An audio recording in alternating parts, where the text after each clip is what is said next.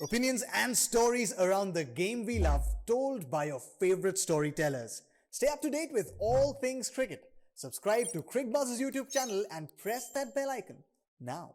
It's Mumbai playing Chennai because these two big teams, 9 trophies between them, 9 trophies in 14 seasons. And between them, they're finding it difficult to scrape a point together. You look at the points table and Chennai and Mumbai right there in the end. Mumbai, in fact, hasn't even opened their account yet. Chennai's just got the 1 win in 6 games. Who would have ever thunk it, Joy? Chennai and Mumbai, 12 games in, 2 points total. It's unbelievable. It's absolutely unbelievable. And look, to happen to one team is sometimes it happens. To happen to 2 of the biggest teams is something which is like absolutely stunning. But look, the one thing that's common to both of them is none of them are scaring anybody with their bowling attacks. It's their batting is not looking all that bad. You think about it. Even now, the Chennai batting is not looking that bad. They've scored 200 odd runs and lost matches. That's the problem. Mumbai's batting is still okay. I mean, they'd get more from the middle order. They haven't got it, but it's their bowling. They're just not scaring anyone. Everyone's looking at it and say, wait, let me just give me a bat. Give me a bat. I'm going to go in right now. That's a juicy fruit. Yeah. It's the bowling attacks which have been absolutely total letdowns, other than Bumrah at one end, and there's been nobody else who stood up to be counted. What do you do, Pami? What do you do if you're Chennai? What do you do if you're Mumbai? What do you do?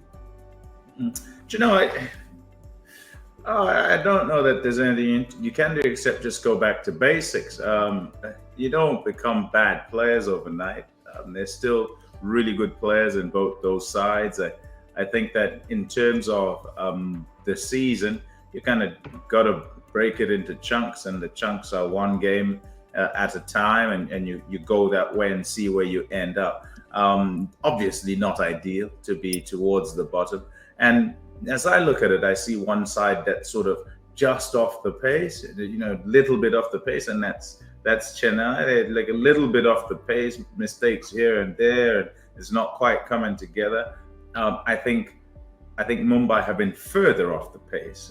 They just have not been able to get anything together, and the start didn't go well, and then you think, oh, maybe they'll. And then everyone starts talking about the fact that no, they start slowly, but it's not the same team. It's a whole new team, and they're trying to actually gel a team together, and getting runs from youngsters and getting performance from youngsters rather than from the senior players. That's also tough. So it's a case very much of trying to find a way to arrive at what is the best 11, and they haven't done that as yet. In terms of their selections on the bench, I mean, I said before when I was here, sort of first game I did, I think I said, I don't understand how they don't play Tim David.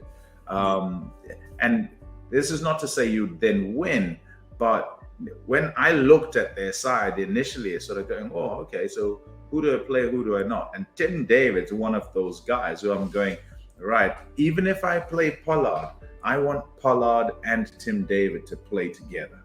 And that means that middle order has got seniority, and it's got, hitting power, like boundary clearing power. That's what you want. That's what every team's searching for. So if you can play those guys as whether they're playing as 5 and 6 or 4 and 5, whichever way you want to do, I think it's probably be 5 and 6. Then you might go okay, you might not. The fact that young Brevis has done well, I think, hey, that's fantastic. It's great for the tournament, great for everybody, because you see this youngster who turns up and you don't know what you're going to get at this level. He's stepped up. He looks like he can mix it with absolutely anyone. They need runs from the skipper. They need the skipper to lead the ship. They need Rohit to be the one who, because he walks out there at the start and he walks out at the front, to be the one who says, right, this is me. I'm going to get you started, and everybody follow me. If you don't come with me, it doesn't matter. I'll still drag you over the line. That's what they need from him. He's their captain. He's going to be their talisman. But Joy, it's a great point. I mean, do you think that Mumbai gave up too soon in not so tiny Tim? I agree. I think they gave up too soon. They can't, because see, if you see where they started by saying our 5-6-7 or 6-7-8 is going to be Tim David, Kieran Pollard, Daniel Sams. That's how they stacked up. That's how they started, and that's where they went. And I'm okay. I'm okay with Brevis scoring runs and saying, okay, you're not going to stay with Daniel Sams too much longer. But you still had enough options. You still can put in Tim David out there.